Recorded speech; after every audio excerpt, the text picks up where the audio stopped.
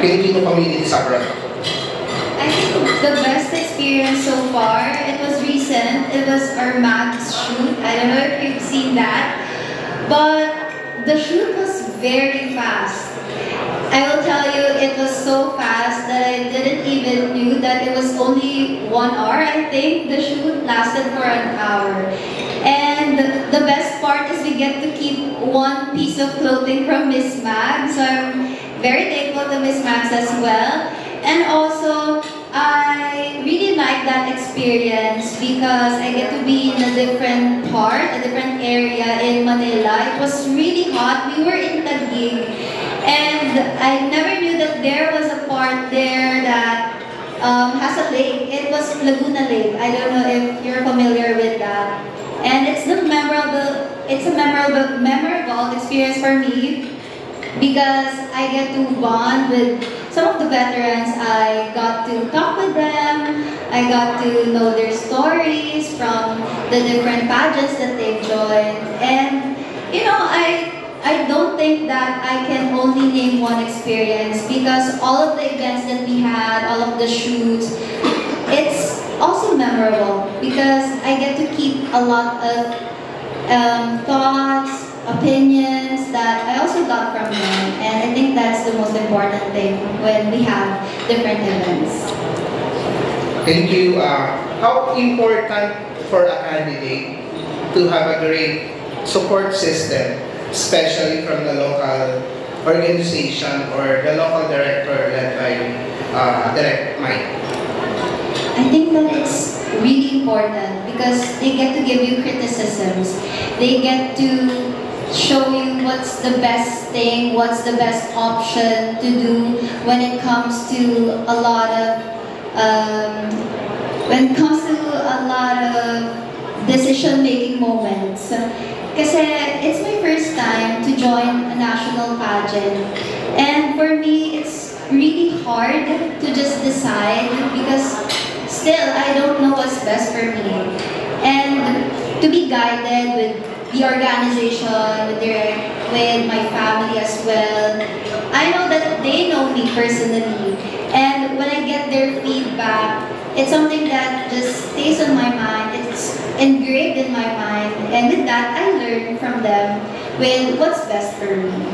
Ayan, good luck sa iyong competition. Saka, alam mo ba ang invited media ng Lamado Production? Nasa Boracay kami lahat. Yeah! Alam ba? Sa lahat ng competition. So, ayun, good luck and hope that you will get what you're hoping for. Wow! Diba? Pasado? Ay, paulit? Okay. Hi Mark, how are you? Hello. Hi. How ready are you to compete in Mr. Pilipinas Worldwide, and what has been your greatest, in terms of preparation, what are you preparing for in the contest? Of course, I am 100% ready because my team is, I have a very strong backbone right now, which is my support system, my family, my friends who believe in me, and of course my sponsors, maraming salamat po, and the organizations. It really boosts me to do my best and to be on my best. And I think that one thing that I really prepared on, not really one, many aspects, emotionally, mentally, but for me, the most important for me right now would always be my emotions. Again, we tend to compare ourselves to other people. Hindi na siguro ako. Every day is a competition. We tend to compare our life to the life of other people. Ganun yung nangyayari when it comes to pageantry. Kasi you will be judged. And you will always compare yourself to a specific person. Bakit hindi ako ganito? Bakit ganyan siya? And again, I just embrace my uniqueness. I embrace me and what I can offer worldwide. Thank you. Thank you. Best of luck. Thank you so much. Thank you so much again to Eventology. Maraming salamat, sir. Wow, the questions are getting tighter and tighter. I love that. Now, let's direct again to another question coming from Judge. Very pageant na to, no? Coming from our fourth pageant media partner, the Pageant Trend. Hi. Hi, Yana. the pageant trend. So, congratulations for your transformations. Very fierce and sweet.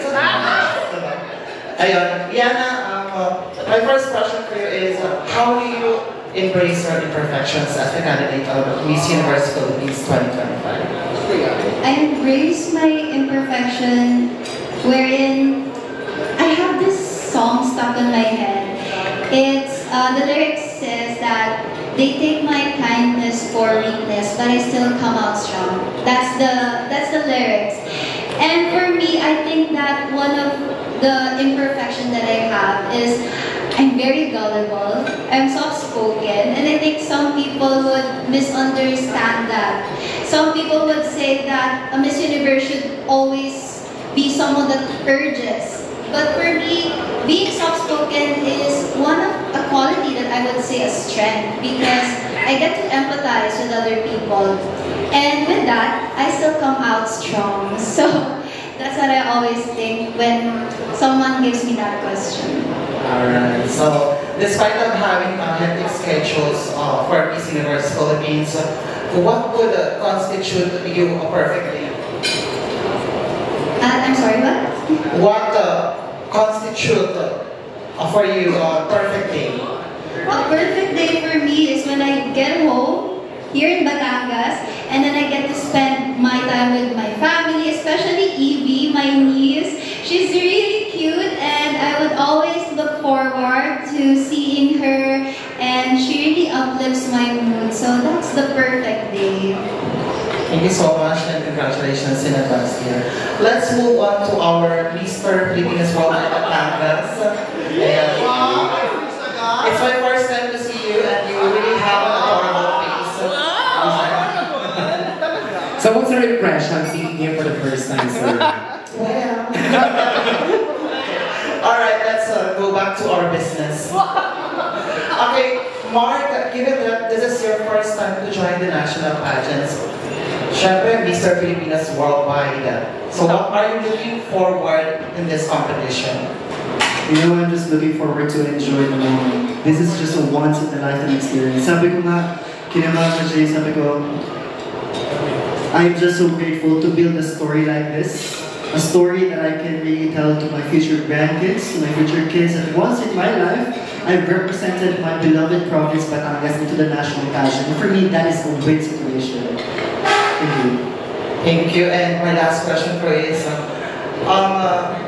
as the candidate, of course, of Mr. Filipinas Worldwide, what's your philosophy in life?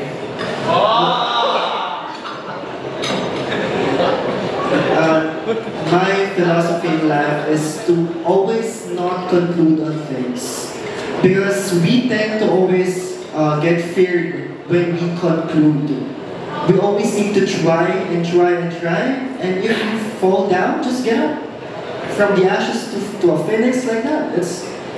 Everything is a learning progress. Everything and every day is a learning progress. We learn every day. So sometimes we feel that we are weak. Sometimes we feel that we are strong. But we still need to meet in the middle. To weigh those things, our weakness and our strengths. To build a person who we are on that day. And I think that, you know, it may be a very cliche philosophy, but yeah, we should never always conclude on things and just focus on the progress, even that is too little. Thank you. Alright, thank you so much. Maraming salamat. Papalakpakan naman po natin pageant trend. Thank you guys so much. Wow, I can feel the tension up in here. I'm loving the question. And guys, again, aside from our Q&A, this is also a great way for us to know more about Mark and about Yana. So again, thank you so much, pageant trend. Now, ladies and gentlemen, let's head straight to the next one. Our pageant media partner from Pageantology. Hi mga kababayan. Yes, of course, mga kababatanggenyo. Unahin mo natin si Utoy. Yes. Ang gwapo ni Utoy. Ilan taon ka na? 25. 25, oo. Ang ganda ng skin mo. Pinag-uusapan namin ni Ian yung skin mo. Actually, yun yung isa sa mga edge mo. Yes. Of course. sabi mo nag-resign ka sa pediatrics. Nakailang years ka sa pediatrics? I worked for 1.5 years. Actually, I didn't resign for a pageant. I resigned because I wasn't allowed to have a vacation. Busy mga girl. Because we had a vacation abroad with my family, so I wasn't allowed to have this long vacation. And then when I come home, dapat pursue agad ako again as a nurse because I work on an operating room. So, biglang dumating opportunity to join Mr. Pilipinas Worldwide Batangas. At sabi nga natin, you'll never know if you won't try things. And look at me now, nandito ako ngayon in front of you, representing Batangas na. So, don't know what's coming. So, first time mo mag-join ng mga pageants? Habang sa school, ganyan, dito sa Batangas? Actually, I joined pageant on my school. And I joined pageant. Favorite kong tanongin to sa mga press conference. Of course, nurse ka, 25 years old. Ano yung gusto mong malaman namin, yung gusto mong i-share? Kahit mga tatlong mga facts about you. 3 facts about me. Okay. I think one thing, ako po ay bunso. So, Utoy. And that makes me a very soft-hearted person. And I always empathize. So, I think that is also a strength of mine. Na lagi kong dinadala on my profession and on socializing other people. Also, I love singing. It's something that I really embrace. So, Pwede ba tayo mag-duet, ha? and I love public speaking. That's why, sobrang bigo mo. Alam mo yung passion mo, kitang-kita sa'yo, na parang gusto-gusto yung ginagawa mo, no? Itong pagsali man ng gusto. Of course, kahapon yung press presentation. Kamusta? Balita ka ang bilis daw ng face. Joke lang. Kamusta ang press presentation?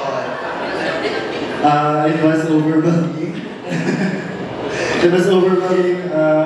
Sobrang daming first muna nandun kahapon. Sabi ko nga, sobrang grateful ako sa mga lumapit sa akin na talagang halusinahin na to interview. Also with the organization of Empire, sobrang, again, they're very empowering on how they did good care of us from the backstage to rehearsals to the shoot. Actually, bago po kami nag-conduct ng press presentation is nagkameron po kami ng shoot ng morning. But how they handle the schedulings, very flawless. Sobrang galing po nila mag-manage and masasabi ko talaga na I am on the right pageant. Last question for you, Iho. Kumusta ang puso?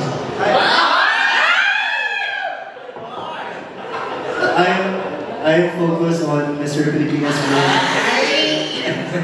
Thank you so much. Ang gwapang pogi. Sabi mo nga may magka-baby boy kayong atake mo sa competition. Cute, no? Thank you. Of course, ang ating Miss Universe Philippines Batangas. Ilang taon ka na nga, girl? 22 po. 22. Nag-aaral ka pa? I'm currently on my leave of absence po ngayon. But, externship naman po ako and then I'm good to graduate. So, Saan school? sa De La Salle College of St. Benilde po. Sa Bimig sa Manila. Yes. Anong course mo pala? Sorry. I'm taking up culinary arts. Culinary arts. Ayun. So, mayaman. Taga-Bingil. So, aside sa pagiging barako, ano yung isang trait ng pagiging Batanggenya or Batanggenya na gusto mo i-share sa mga co-candidates mo this edition ng Miss Universe Philippines? I think sobrang immense po yung bayanihan na support namin to one another. Kasi there was a time where sumabog yung taal and yung bahay namin was all gray. Everything was gray and malapit lang po kasi kami sa taas. So that's why. And even though sobrang naapektuhan kami, no work, no money, we still had the heart to share it to other people, share our blessings to other people because we know that they really need that. And for me, na-realize ko na grabe yung bayanihan heart ng mga Batanggenyos. Kasi even other people na walang-wala talaga, binigay pa rin talaga nila yung support nila dun sa mga nangangailangan. And I think that's one trait ng Batanggenyo na very proud talaga ako na ipagmalaki. Alam mo, last year, medyo nag-viral yung national costume ng Miss Batangas, yung scoliosis team ng national costume. Of course, hindi mo i-share sa amin kung ano yung concept ng national costume mo, but in one word, can you describe your NATCOS? I would say it's a bit different. I think it encapsulates myself. I don't want to spoil any details, but it really encapsulates myself. And then, alam mo nung press presentation, nagtanda ko sa iyo. Thank you so much. Wait lang, yung looks mo ba nung press presentation, ayoko namang, kung sino man nag-make sa'yo ngayon, sobrang ganda, pero sobrang ganda mo ng press presentation. Sana yung ganong style ng looks, yung glow, sana i-show din natin sa mga ibang events or sa ilang preliminary or finals. But then, last question ko, same na question ko kay Utoy, bigyan mo ko ng tatlong trivia about sa'yo. You're 22 years old, graduate na. And then last year pala, candidate ka rin ng Miss Universe Batangas. Yes. Pinaka-place ka ba no last year? Miss Universe Batangas. Nagtamba ka ba ng MUPH? No, it's my first time with Miss Universe Philippines. Ano ba yung mga device sa school? Ano ba yung mga pageants mo before? Binibining Tanawan 2024. Ayun. Miss Universe Philippines Batangas for 2025. Okay. And then Miss Universe Philippines. My third time. Akala mo nagkakita. So, ayun, sa mga details na sa mga TV information, magbigay kayo ng tatlong gusto mong i-share sa amin na, of course, yung mga questions, gusto mong i-open to sa viewers natin na gusto mong i-share sa public. So, first, di ba po sinabi ko na I'm really soft-spoken. Yes, I'm really soft-spoken, but I really love to listen to rap songs, you know, really loud songs. I really... But I'm not a singer. I enjoy rap songs. Pero they would get shocked kasi, parang ang hingin mo, tapos ang hilig mo sa rap songs. Yun. That's one fact about me. Another would be, my arm is really different because it bends like this. It bends like this. And when we pose for photos, nagtataka sila, bakit ganun yung arm mo? Yan, it's like... Oh my God! Hindi ka ba nagpapasyek ka ika? Ang yaman-yaman, hindi nagpapasyek. Even my sister, ganun po yung kamay niya. So it's something na hindi ko alam, baka nasa genes namin. Baka swerte yan, malay mo, di ba? Sa evaluation ng Lucky Charm. Isa na lang ang lang. I think the last one is, I always put meaning into everything that I do and everything that I have. Kasi nung press presentation namin before with Miss Universe Philippines, di ba I wore this parang Darna style piece? And I think that represents my hometown, Tanawan, Batangas, because we are a cradle of heroes. So diba si Darna ay hero, and I think it also says that I'm from Tanawan. I'm proud to be a Tanawenya. And I want to show that also. Nagbibigay ako ng meaning to the things that I wear, the things that I have, and the things that I do. Ayun, congratulations in advance. At laban ha, Diyos ko. Mga taga-Batangas sa paglaban niyo para ano naman tayo sa pageant. Kababayan. That's all. Thank you so much, girl. Thank you so much, ma'am. That concludes the question coming from the great pageantology. Maraming salamat. And of course, 5 down, and we have 4 more to go. And the next one is the question coming from Mr. Pao Canamo. Hi, so nice to see you guys. So nice to see you, especially you, Mark. It's our first time to meet in flesh. So I just wanna know, sure, we've been doing interview really, di ba yan, but I'm not really sure if they already asked you about your advocacy. Can you share more about that? My advocacy is about zero hunger and also good health. I think that you'll get to know the story once they release our introduction video. But right now, I'm gonna tell my backstory about that. It started when I was in high school. We went to this barangay in my hometown, and there were a lot of malnourished children, and they refused to eat healthy food. Kaya I think that it's important to tackle zero hunger and also good health kasi it's hitting two birds with one stone. And then after that, pandemic hit us. So, ang nangyari, I was in college, there were a lot of orgs approaching us to join them, and after that, when we were finally face-to-face, we have face-to-face classes, I get to join them with their feeding programs, preparing food, and actually, one thing that also motivated me to support good health in the SDGs that we have is because my mom has CKD.